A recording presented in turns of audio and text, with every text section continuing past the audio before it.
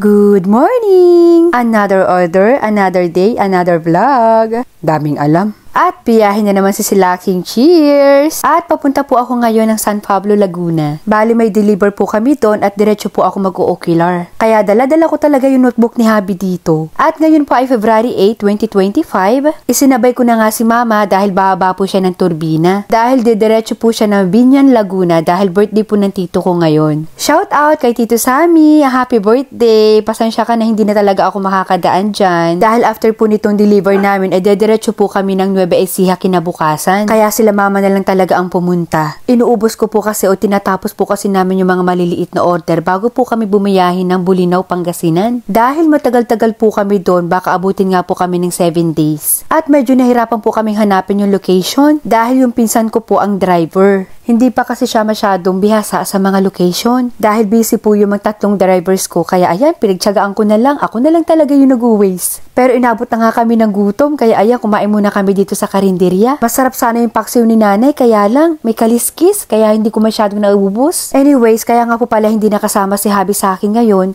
Dahil sabi ko sa kanya, kailangan muna nga namin talaga maghiwalay. Para po matapos na talaga yung mga dapat niyang tapusin sa bahay. Kahit nga po yung bahay namin, hindi na namin naaasikaso. Kaya kailangan po talaga namin mag-adjust sa isa't isa. Medyo nahihirapan po talaga kasi ako kapag yung pinsan ko ang driver kasi nga po hindi talaga niya kabisado yung mga daan. Maging ako naman, kaya nga dumidiskarte na nga lang talaga ako kapag hindi nahahanap ng ways yung location namin. Kaya nga itong tricycle na to, nagpa-guide na lang talaga ako. Buti na nga lang, halos 3 minutes lang, andun na rin kami sa location. Naniguro na lang talaga ako para hindi na lang talaga kami matagalan. Medyo kabado ako kapag ganito yung mga biyahe ko na ako lang. Pero syempre, pati tinagbaba naman si Silaking Cheers, laban. Sa dami kong pinagdaanan sa mga deliver namin. Ngayon pa ba ako susuko? And thank you nga pala kay Kuya, kaya inabutan ko siya ng 100 pesos. Na ang sabi sa akin ng nanay doon sa kinainan namin, bigyan ko lang daw siya ng 30 pesos, pero okay na yan. At least hindi na kami talaga nahirapan pa. At ito nga po pala ang bahay ni client. Shout out po ma'am Lloyda Tixon. Bali wala nga po pala dito sila ma'am, nasa ibang bansa pa po sila. At yung kasambahay lang po nila ang nandito sa kanilang dream house. At bali, 1 set bed nga lang po pala muna ang order nila sa amin. Pero magpapagawa po sila sa amin ulit ng high chairs at saka po new sofa. At yun nga po ang susukatan ko mamaya. Napansin ko nga dito sa hagdan pataas ay bagay na bagay sana maglagay ng curtain dito.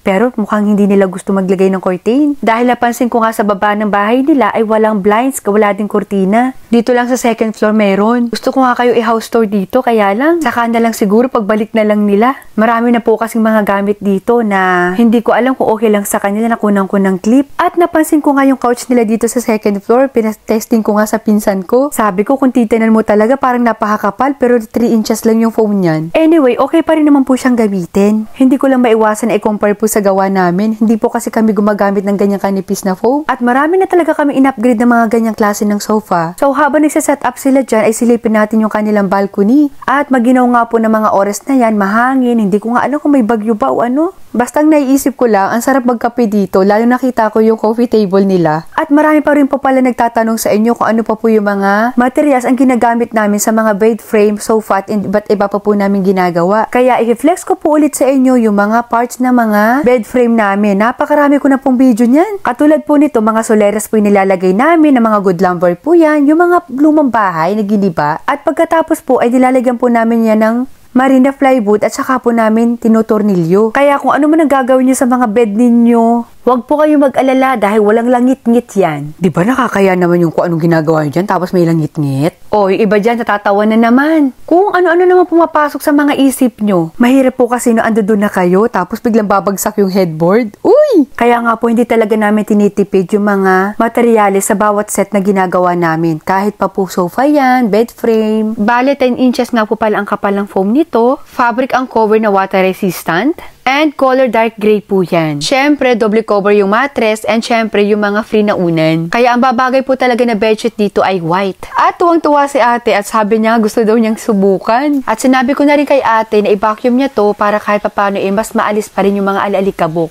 With drawer nga po pala yan both side. At huwag po kayong mag-alala dahil yung drawer naman po ay free lang naman po yan. Marami po ang nagsasabi na ang laki daw po talaga ng pagkakaiba ng mga bed frame or mga sofa na ginagawa namin compare sa iba. Ang tigas daw, astig, maangas, ganon. Yung mga iba po kasi na ginagawa, mauga. Hindi pa nga ginagamit, umuuga na.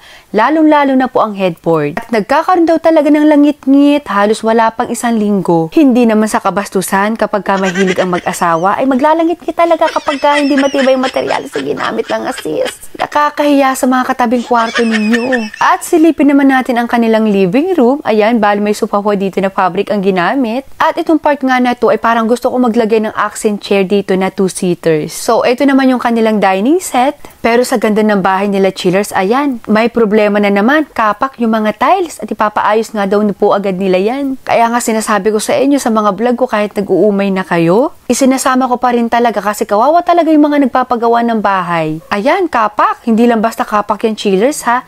Napakarami pa daw po niya yung mga maliliit. Pero alam nyo, salute ako sa pagkakadesign ng mga dekorasyon sa bahay nila. Yung combination, yung kulay. At dito nga po sa countertop nila, ay dito po ako magsusukat dahil papalitan daw po yung mga high chairs na yan.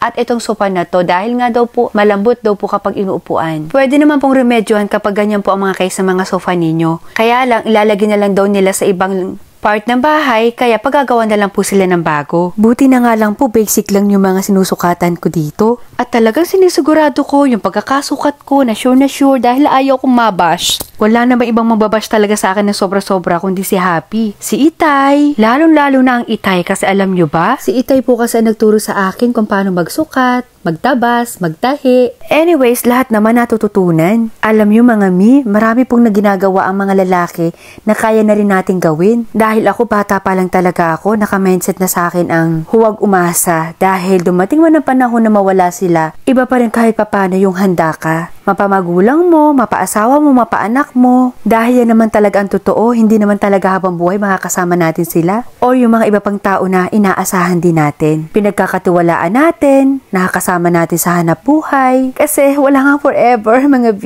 Kaya dapat lagi tayong handa. At ito na nga, parang may handaan dito. Ang daming pagkain, 3 lang naman kami. Kahit pa nga kasama si Habi, napakarami po nito. Bet na bet ko nga rin yung carpet nila dito sa ilalim. Ang sarap sa paa. And take note, yung tsinelas ko na yun, ipinasok pa talaga po yan ni nanay. Hindi siya pumayag na nakapaa ako dahil nga malamig daw po yung sahig. Or yung tiles, kaya nga ang sarap kumain dito dahil maginaw-ginaw talaga. Kung hindi nga lang ako nahihiya, gusto kong humingi ng kape ng mga oras na yan. Bagay na bagay po kasi yung black coffee doon sa kinakain namin, lalo-lalo na yung tinapay. Kung alam ko lang na may pagkain dito, nako, hindi na talaga kami kumain sa karinderya kanina. Titiisin talaga namin yung gutom para mas marami kami makain. At maraming salamat po pala kay ma'am, kay nanay sa pag-prepare ng pagkain namin. Sabi ko nga, kakunti lang kakainin ko dyan, kaya lang dumalawa ho ako ng mga oras na yan. At bukod sa pagkain na hinanda nila, ay may mga binigay pa po sa akin si ma'am kahit nasa ibang bansa siya. At ang ganda nga ng kulay ng pouch na to. Hay naku, kapag napanood ni mama to sa TV, naku, aalburin niya sa akin yung lalagyan na yan.